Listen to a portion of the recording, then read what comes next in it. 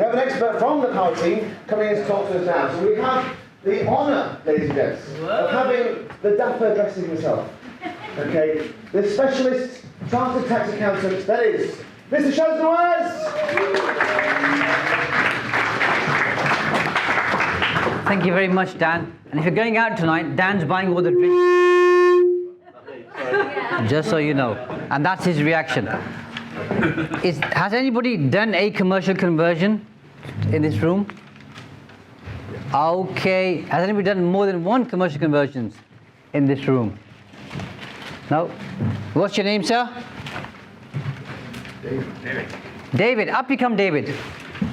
You and I can do something together. Give him a round of applause. Make him feel good. So David, this is your seat over here. Okay. So you've done one commercial conversion, have you? Going to. No, not time. Going to do. You're going to do one? Yeah. You haven't done one yet? No.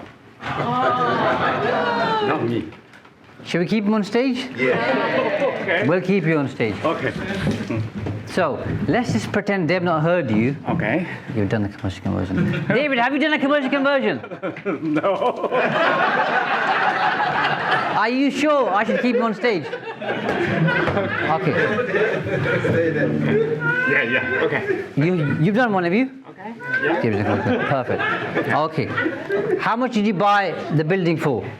200. So just so you know, we're going to talk about company structure because that's a very common question. So I'll spend 10-15 minutes doing that, and then we'll answer all of your questions as best as I can until 3 o'clock. Okay.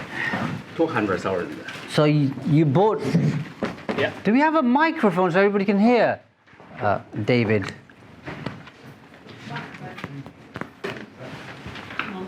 Otherwise they can't hear you, see? Okay, Otherwise, 200,000. I can make... Yeah, that's okay. How much?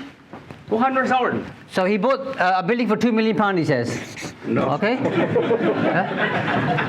I told you I can't hear you, didn't I? Yeah. He said it was fine.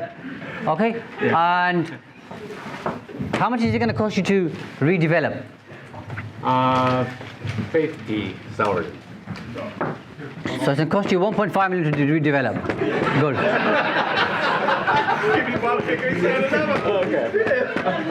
Aren't you glad you came up? And how much is it worth at the end? 5 million? Probably 300,000. It's worth 300,000. Yeah. So we've spent 3.5 million here, Katie. Okay, and it's worth 300,000. Okay, so if you learn nothing else, don't follow his advice, by the way. Okay, so we'll say 5 million. Oh. Okay. How does that sound? You like that? Okay. So David, when you do your first commercial conversion, are you doing it in your own name, with the partner, or in a limited company? Company. In a company. Okay. And what's your company called? As a DEYI. DEYI. Limited. Yeah. Good. Yeah. You've got plenty of supporters because they really like you, by the way. That's why. When I'm up here, nobody helps me out. Okay?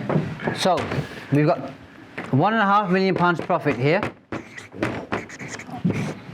before tax. Let's not worry about the tax. Okay. Once you've done one commercial conversion, what's your plan next? What will you do after that? Do some more. Do some more. Okay. Is that what you're going to do? Yeah. So now you've got £1.5 million. You might do 2 commercial conversions. Yeah. So are you going to do them in the same company or different companies? At the moment, I will use the same one. You do the same one. I don't have any idea to open a new one, so all in the same. So David thinks right now he might do all his commercial conversions. But I don't know if it's the right way. We're going to get to that. So does anybody want to help David out? Should he do more than one commercial conversion in one company at any one time? No. Why not? Finance. Finance? So finance might be a problem for you, David? Yeah. would want. Anything else? Liability. Liability. Anything else? Ease of account. Okay. Tax. So But then track record. Easy. Zero handle. I'll put you for each one. Anything else? Contamination. Site to site. Get a problem on one, bleeds in the other one. SPV's like that. We'll include that in liability if that's okay with you. Yeah? Any tax advantage will use different. Any tax benefits? Yeah. We'll come on to that. You de-risk, because if you've got more than that linked with liability, because if you've got more than one project in any one company, if one goes wrong, it's going to affect the others. Yep. Anything else? You've got flexibility, because David, even though you're doing more than one commercial conversion, Yeah. the next one, Yeah. you might do it with me. Okay. And the one after that, you might do it with Dan or somebody else, or Katie, yeah? Yeah. So if you've only got one company, Yeah. to add me and Katie to that company Yeah. is complicated. Right. So you just start a new company, yeah? Yeah. So these are some of the benefits. We're not going to cover all of them. Okay. So now that you've got £1.5 million in your bank account, Okay. you can afford to have a proper qualified accountant to give you some good advice. And this is what I think he's going to tell you, by the way. Okay? So you've got, let's call it D Limited, okay? DEYI, wasn't it? Yeah. So before you do your first commercial conversion, what I would suggest to you is, if you're really serious about this and you know you're going to go into it all in, set up a holding company, okay? And we'll call it HCO. Okay. And in very simple terms, it's called a holding company because it's going to hold all the shares for all the SPVs that you own going forward. So this doesn't do any trading. All it has is you as a shareholder and director and any other business partners and a bank account to transfer money. So now David's got £1.5 million here. He then wants to do quite a few other commercial conversions. So he then forms other companies. I'll just make small squares here so we can fit him in there. You've got an existing independent company. You could. Has that company been doing something else in the past? Oh yeah, if it's been doing something like that. I wouldn't. Just start a new one. It only costs you a few £100, if that, to form a new company, okay? And then David and his partners, if he has any, sit up here and own all the shares in this company, and this company then owns some shares in these companies, depending on if he has any partners, okay? Now, David's got £1.5 million here. If he didn't have these companies linked, he would have to loan money here, there, and it starts getting complicated. But because he has a holding company, he can move, let's say, £1 million up here, Okay. tax-free, and then move 300 grand here, 300 grand here, and 400 grand there. Yeah. So it gives him nice flexibility to move the money up and down. If David wants to have a different partner, what's your name, my friend? Jose. Hi, Jose. So if Jose's a business partner with David here, let's say you're 50-50, yeah? Yeah. So Jose has his company over here called J Limited. You can have 50% shares, and Jose can have 50% shares, yeah? Okay. No problem whatsoever. Yeah, so that gives you that particular flexibility. Then you can have different classes of shares, all that type of stuff. If you have a company Yeah. that's been trading, Yeah. then this is a big benefit for all of you. As long as this is a trading structure, Yeah. i.e. you're buying, refurbing and selling properties, Yeah. okay, if you do that, then if you sell the shares in the company, Yeah. you claim something called substantial shareholding exemption. You don't have to worry about it too much right now, but SSE, Yeah. okay? And when this company sells the shares here, let's say for 1.5 million, that 1.5 million goes in here, and there's no tax to pay. Oh, okay. Yeah. Whereas if you sell the shares in this company to somebody, you've got to pay income tax on the value of the shares. Okay. Okay? Sorry, capital gains tax. Yeah. Okay? Yeah. Happy with that? Okay. Substantial shareholding exemption. So that's just got a very basic in 10 minutes about company structure and why you should have a holding company. The big problem that you're going to face is when you're doing commercial conversions, if David sells all the properties, he's okay. He's classified as a property trader. If he starts holding on to some of the properties, so let's say here he's got 10 flats worth 150 grand each. If he sells 10, keep 5, now this company becomes an investment company and not a trading company.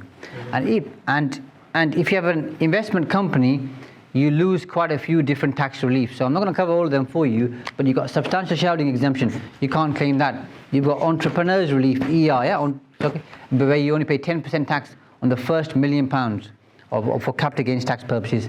You lose that. You've got something called investors relief. If you're taking money from investors, okay, you lose that. There's quite a few different reliefs, and there's many others. You lose if you lose trading status.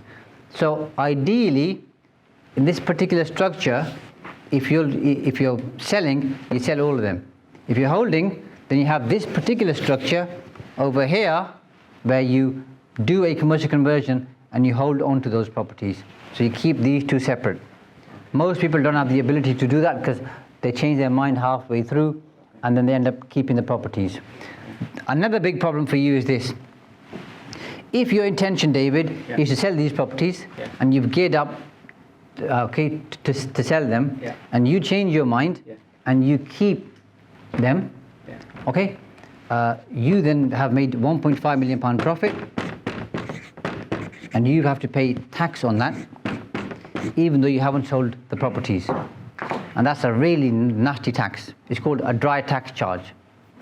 So make sure you're very clear at the start whether you're going to hold or you're going to sell, and stick to that plan. Easier said than done, by the way, because things might change. If, however, your intention was to sell and the market changes and you rent the properties out for up to 2 years and you're still actively looking to sell those properties, then it's okay. The dry tax charge doesn't kick in. As long as you're trying to sell them and you sell them within a couple of years, you won't lose your trading status either. Okay? Happy with that, David? Yeah. Any questions? Where's the money gone? Yeah? Yeah. Is that your question? Yeah. If I have this one, if I want to sell, that's okay, right? If I want to hold, Yes. Can I set up a new company? I sell to a new company. No, because then when you sell this, so David's saying if he wants to sell these properties or wants to hold on to them and wants to sell them to one of his other companies over there, you can do, but that company will have to pay stamp duty, okay, and you'll have to pay corporation tax on the profit. So why do you want to do that? Okay, I just want to hold. Yeah, you can hold those, but some people just always hold. If you're always holding, then it's fine. This will become your holding company as an investment group. Okay? Yeah. Happy with that? Yeah. Give David a round of applause. Okay. He did a good job. Thank you.